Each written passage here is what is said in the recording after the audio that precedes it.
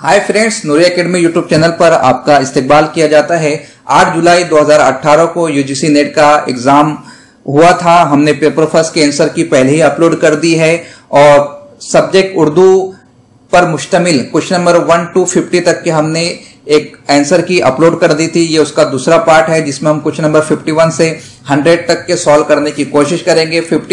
Question number 51 ये पूछा गया था, कलाम में चंद चीजों को एक हुक्म के तहत जमा करना कौन सी सनत कहलाती है?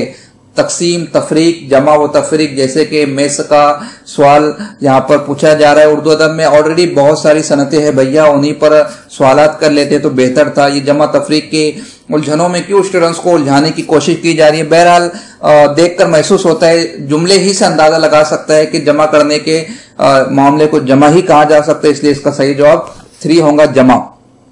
क्वेश्चन नंबर 52, उलूम की बदनसीबी किसका मजमून है? इसका सही जवाब मोहम्मद हुसैन आजाद। अगर पहला पार्ट आप लोगों ने देखा है तो हमने उसमें इस बात की निशानदेही की थी कि नैरंग के ख्याल पर 3 तरह के सवाल पूछे गए थे और 2 सवाल का जवाब पेपर ही में मौजूद था, तो ये उसी में जवाब मौजूद था। अगर आपने पेपर में मौजूद पहला सवाल बेहतर तरीके से पढ़ा होगा तो इसका सही जवाब आप दे सकते थे। क्वेश्चन नंबर 53, झोरी काची प्रेमचंद की किस अफसाने के किरदार है? तो यह है 2 बैल। क्वेश्चन नंबर 54, जेल में एक दावा है और उसकी एक दलील है, उसे गौर से पढ़िए और सही जवाब की निशानदेही कीजिए। दावा दिया गया उर्दू एक शीरी जबान है, बेशक शीरी जबान है। दलील दी गई है उर्दू जबान में मुख्तलिफ जबानों की आवाजों पर मबनी अल्फाज शामिल है। इस पर मैं कंफ्यूज होने की वजह भी आपको बता देता हूं। पहले मैं इस नतीजे पर पहुंचा था कि दावा सही है और दलील भी सही है, क्योंकि बेशक उर्दू एक शीरी जबान है और उर्दू में मुख्तलिफ जबानों के अल्फाज भी है। इस एतबार से देखा जाए तो जवाब होगा कि दावा सही है और दलील भी सही है। मगर फिर बाद में जहन में यह आया कि ठीक है, दावा सही और दावा हमेशा सही ही होता है, लेकिन दलील सिर्फ इस बिना पर यह नहीं कहा जा सकता कि उर्दू शीरी जबान है। उर्दू में और भी बहुत सारी खुसूसियात है, औसाफ है, उसकी बेस पर भी उर्दू की शीरी जबान कहा जा सकता है। तो इस नतीजे पर देखा जाए तो दावा सही होगा और दलील गलत होंगी। देखते हैं कि सीबीएसई इसका क्या जवाब बताता है। क्वेश्चन नंबर 55, इसरार कुदरत किसकी नज्म है? तो यह है नजीर अकबराबादी की। मुर्शिद किसका मजमून है? रशीद अहमद सिद्दीकी, इसका सही जवाब है। जेल में से कौन नवाब मिर्जा सुल्तान की बीवी बनती है? रामदई बनती है, सही जवाब 3। क्वेश्चन नंबर 58, एक इक्तबास दिया गया है और उसके हवाले से बासपोस की गई है, तो इसका सही जवाब 2 है, यानी गवाह। क्वेश्चन नंबर 59, एक मिसरा दिया गया है, एक शेर दिया गया है और उस पर पूछा गया है, इसका सही जवाब 1 है। क्वेश्चन नंबर 60, यहाँ पर भी एक इक्तबास दिया गया है और मज़ामीन रशीद के हवाले से पूछा गया है कि किस इंशाई से इसे लिया गया है, तो इसका सही जवाब 3 है, शैतान की आग। क्वेश्चन नंबर 61, बेतरतीबी किस सिन्फ नस्र की खुसूसियत है? आप देख सकते हैं एक अफसाना जिसमें वहदत तासुर का होना जरूरी, नावल जिसमें प्लॉट का होना जरूरी है। प्लॉट उसी वक्त दुरुस्त होगा जब वो सही सिमतों में चलता हुआ नजर आएगा। सफरनामा जहां से शुरू किया और जहां खत्म किया उसको एक सीक्वेंस में लिखना जरूरी है। तो बचता है इंशाइया, जिसमें तरतीब का ख्याल रखना कोई जरूरी नहीं, इसलिए इसका सही जवाब होगा इंशाइया। क्वेश्चन नंबर 62, ये भी अजीब गरीब सवाल है, इस पर बहस करना बेकार है, इसका सही जवाब 3 दरवेश है। क्वेश्चन नंबर 63, जेल में से किसके बारे में बोतिका में बिल्कुल जिक्र नहीं किया गया? अरे भाई, इसका सही जवाब है गन्नाइया।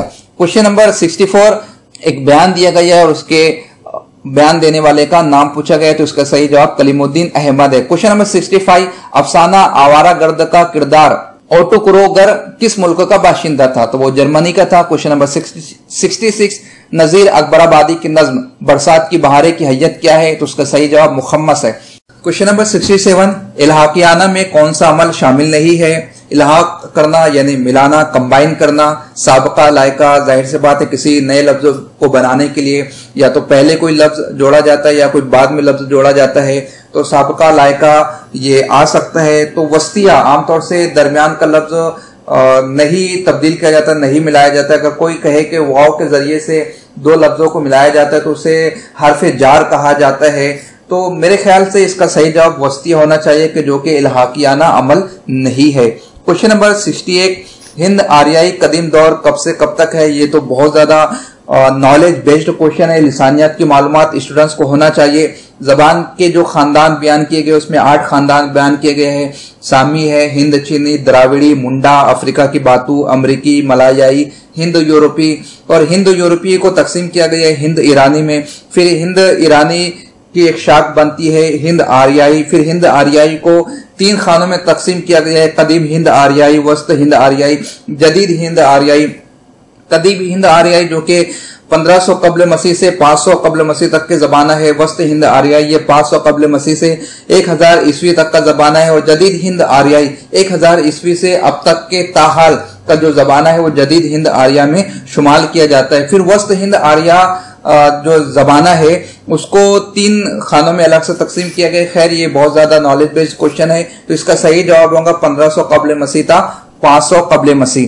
क्वेश्चन नंबर 69, कौन सी मसनवी में हीरोइन खुदकुशी कर लेती है? ज़हर इश्क में हीरोइन खुदकुशी कर लेती है जहर खाकर, और जो उसका आशिक होता है वो बेचारा बच जाता है, और यही उसमें मसनवी में दास्तान बयान की गई है। क्वेश्चन नंबर 70, शेर की इमारत 4 चीजों से उठती है, लफ्ज, वजन, माना और काफिया। इसका सही जवाब इब्ने रशीक है। इब्ने कुतैबा भी आ सकते हैं। अब देखते हैं यूजीसी क्या बयान करता है।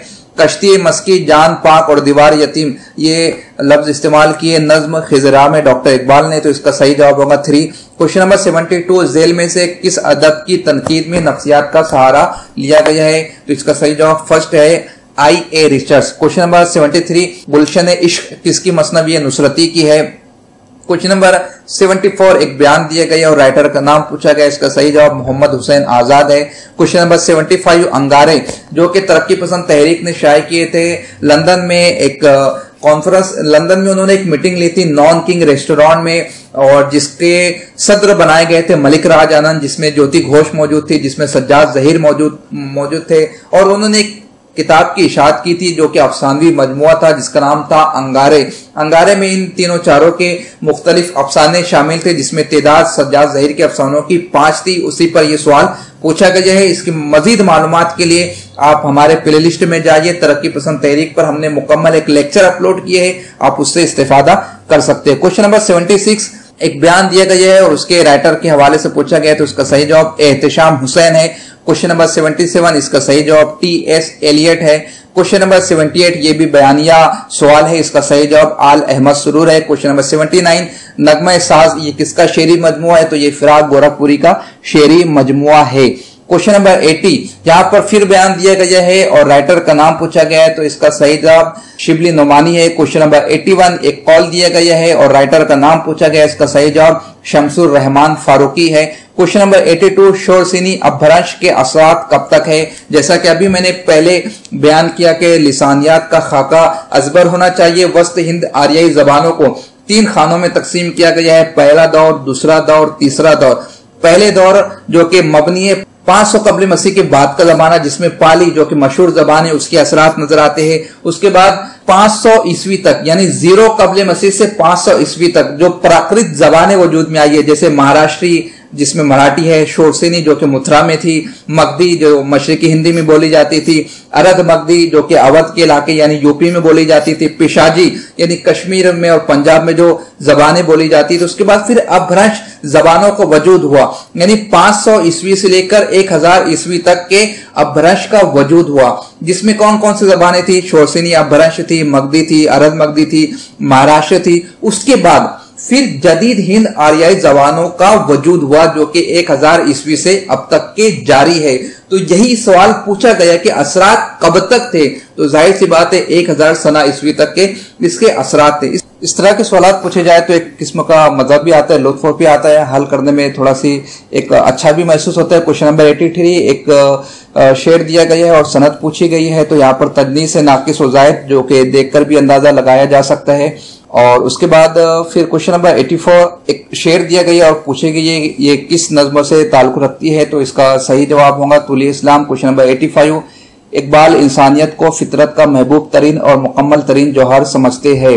इकबाल का ताल्लुक से ये तबसरा किसका है? इसका सही जवाब आल अहमद सुरूर। क्वेश्चन नंबर 86, कि शायर को तरक्की पसंदों में शुमार नहीं किया जा सकता, आप नाम देखकर ही बता सकते हैं कि असगर गौंडवी जो कि पुराने शायर है, इस तरह इसका सही जवाब होगा असगर। क्वेश्चन नंबर 87, यहाँ पर एक शेर दिया गया है और हर्ष व कभी की निशानदेही पूछी गई है, तो इसका सही जवाब फोर्थ है अश्क। क्वेश्चन नंबर 88, निरंग के ख्याल के हिस्सा दुआ में कितने मज़ामीन शामिल है?